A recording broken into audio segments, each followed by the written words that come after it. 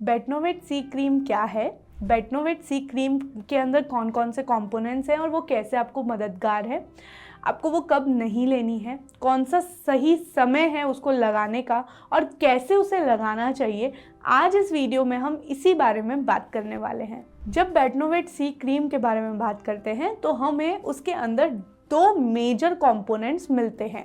पहला कंपोनेंट है beta मीथाजोन, second component जो उसके अंदर है वो है क्लायोक्विनोल। देखिए दो कंपोनेंट्स है इसके अंदर, इन दोनों का अलग अलग काम है। बीटा मीथाजोन एक तरह का स्टेरॉयड है।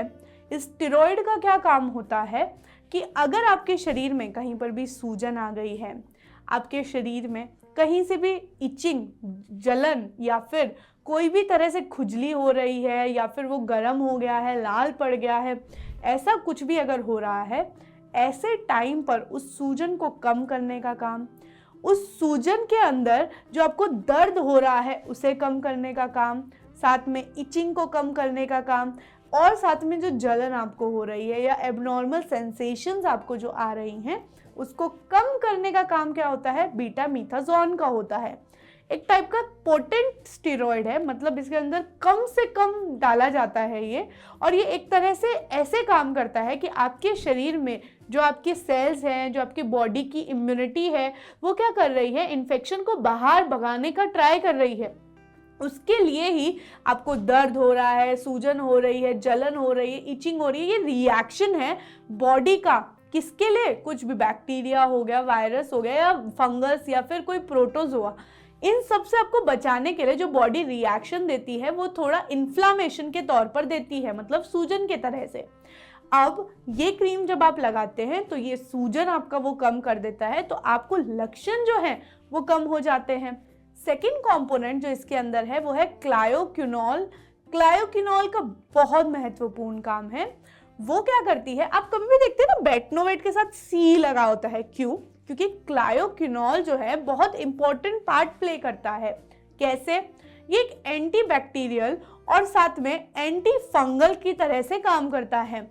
आप देखते होंगे कि अक्सर आपको कभी भी कोई बीमारी होती है तो आप कोई एंटी बैक्टीरियल एंटीबायोटिक्स खाते हैं, है ना? तो वैसे ही इस क्रीम के अंदर भी एक तरह का एंटीबायोटिक या एंटी फंगल चीज़ डाल दी गई है कि अगर मान लीजिए कहीं पर भी इन्फेक्शन हो गया है, इन्फेक्शन के अंदर इन्फेक्शन क्यों हुआ है, क्योंकि या तो कोई गलत जर्म्स, बैक्टीरिया, कोई भी प्रोटोजोआ या कोई भी वायरस वहां पर आया हुआ है उस स्किन पर या उस जगह पर। अब उस जगह पर हमको कोई ऐसी चीज लगाने की जरूरत है जो उस वायरस या बैक्टीरिया को मार दे। तो ऐसे समय पर बेटनोवेट सी और साथ में ये वाला जो सॉल्ट है वो बहुत मददगार होता है। देखिए अगर आपको जलन हो रही है, इचिंग हो रही है, दर्द हो रहा है, सूजन आ रही है, रेडनेस हो रही है, तो बीटा मीथाजोन तो क्या करेगा कि आपको वो सारे लक्षण को साइड कर देगा। साथ में आपको पता है कि इन्फेक्शन भी है और इन्फेक्शन की वजह से वो सब हो रहा है, तो इन्फेक्शन को भगाने का क्या काम किसका है, क्लायोक्विनोल का। देखिए ये जो बीटा मीथाजोन है इसके बहुत सारे टाइप में मिलता है। इन्फेक्शन के लिए आप देखेंगे कभी इंजेक्शंस भी होते हैं, कभी आपको टॉपिकल क्रीम लगाने के लिए बोल दिया जाता है। लेकिन जब बेटनोवेट सी क्रीम के बारे में हम बात करें तो ये आपको बाहरी जगहों पर लगाने की एक क्रीम है। देखिए हमेशा ध्यान रखें कि इसको नोज के अंदर, विजाइना के अंदर या फिर आपको कोई भी कान के अंदर, बहुत ज़्यादा अंदर इसकी जो सिक्रीशंस जहाँ पर होती हैं हमें वहाँ लगाने की ज़रूरत नहीं है। ये सिर्फ प्लेन स्किन सरफेस पे लगाने की क्रीम है। आपको बेटनोवेट सी क्रीम जब लगाई जाती है तो बहुत सारी डिजीजेस में वो बता देते हैं। जैसे कि मान लीजिए आपको कहीं पर भी एलर्जी आ गई, आपको किसी मच्छर ने काट लिया या फिर आपको कहीं से भी कैसे भी छोटी सी एलर्जी हो गई, ऐसे एलर्जी के समय पर आपको बोल दिया जाता है लगाने को। किसी भी तरह से डर्मेटाइटिस, मतलब आपको सूजन आ गई है, आपके स्किन में कुछ रैशेस हो गए हैं, ऐसे समय पर आपको लगाने के लिए बोल दिया जाता है। तीसरा, आप काफ़ी बार देखते होंगे अंडर आर्म्स या फिर ऐसी जगहें जहाँ जो बहुत ज़्यादा ढकी हुई रहते हैं, जैसे जेनाइटल्स हो गए आपके।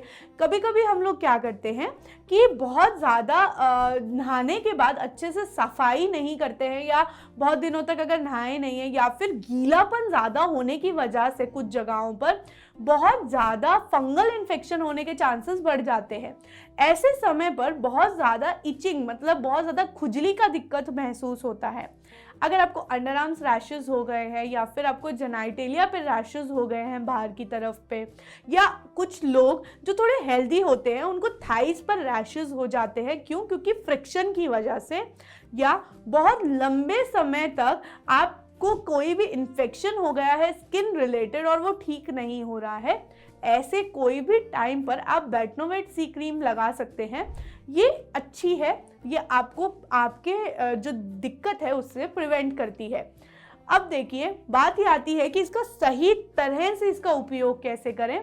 हमेशा याद रखें, जहाँ पर भी आप ये क्रीम लगा रहे हैं, पहले आपको खुद का अपना हाथ धोना है। साथ में आप कोशिश करें कि हाथ धोने के बाद वो जो सरफेस है जहाँ पर आप इसको लगाने वाले हैं वो धुला हुआ हो, उसके बाद ही आप उस क्रीम को लगाएं। आप कोशिश करें कि तब जब आपने ये क्रीम लगाई है उस टाइम पर इसको गीला नहीं करना है। उस सरफेस पे जहाँ पर क्रीम लगी हुई है उस सरफेस पे या तो आप कॉटन से उसको ढक दें, या फिर कॉटन से ही आराम से उस क्रीम को लगाएं, ताकि वो ज़्यादा वेट ना हो। मतलब आपको उसको गीला नहीं करना है, क्रीम को आपको उसको सूखे हाथों से ही लगाना है। बेटनोवेट सी क्रीम आप दिन में 2 बार लगा सकते हैं। साथ में आप 2 हफ्तों तक इसको कंटिन्यू कर सकते हैं। देखिए, कोई भी जो क्रीम होती है, कोई भी टॉपिकल क्रीम्स जिसे हम बोलते हैं, काफ़ी बार हम ऐसा बोलते हैं कि ये बहुत सप्रेशन कॉज करती हैं। सप्रेशन का मतलब क्या है? इसका मतलब ये है कि बाहरी तरफ से तो ये आपके इन्फेक्शन को ख़त्म कर देगी, लेकिन अंदरूनी इन्फेक्शन कभी कभी ख़त्म नहीं होता है और बार बार आपको दिक्कत वापस होने लगती है। ऐसे समय पर आपका इसका मतलब है कि आपके शरीर में इन्फेक्शन है और उस इन्फेक्शन को भगाने के लिए ये क्रीम उतनी मददगार नहीं है। ऐसे समय पर डॉक्टर से बात करनी है। क्रीम को लंबे समय तक अगर आप यूज़ कर रहे हैं तब भी आपको डॉक्टर से बात करनी है, क्योंकि इसके अंदर थोड़ा सा स्टीरॉयड कंटेंट है। आपको लंबे समय तक इसको नहीं लेना है डॉक्टर से एडवाइस लिए बिना। साथ में कोशिश करें कि जब भी आप बेटनोवेट सी क्रीम लगाते हैं तो उस सरफेस को एटलीस्ट बहुत देर तक सूखा ही रखना है। उसको कम से कम 1 से 2 घंटे उस पर कुछ भी पानी नहीं आना चाहिए, पसीना नहीं आना चाहिए। आप कोशिश करें कि आप ऐसे समय पे उसको लगाएं, जैसे कि रात में सोते समय इसको लगा लें, या फिर ऐसे समय पर जब आप आराम कर रहे हैं, बहुत ज़्यादा फिजिकल एक्टिविटी नहीं कर रहे हैं, ऐसे समय पर ही ये क्रीम को आप लगाएं। देखिए, काफ़ी बार देखा जाता है कि स्केलिंग की दिक्कत, मतलब वाइटिश स्केलिंग जो है वो आपकी स्किन में आने लगती है। ऐसे समय पर भी काफ़ी बार बेटनोवेट सी क्रीम आपको हेल्पफुल होती है। अगर आपको कोई भी तरह के रैशेज हो रहे हैं, कोई भी स्किन की रिलेटेड डिजीज़ है, तो हर जगह आप इसे लगा सकते हैं एक्सेप्ट कट्स पर। आपको कट हो लग गया है कहीं पे या फिर आपको कहीं पर जल गया है बहुत ज़्यादा, ऐसे समय पर आपको बेटनोवेट सी क्रीम नहीं लगानी है। उसके लिए कुछ और क्रीम्स होती हैं, सिल्वर नाइट्रेट होती है, आप वो लगा सकते हैं। कट्स के लिए आपको बीटाडीन दिया जाता है। लेकिन आप कोशिश करें कि जब भी कट या फिर कोई इंटरनल इंजरी हुई है वहाँ आप बेटनोवेट सी क्रीम को अवॉइड कीजिए।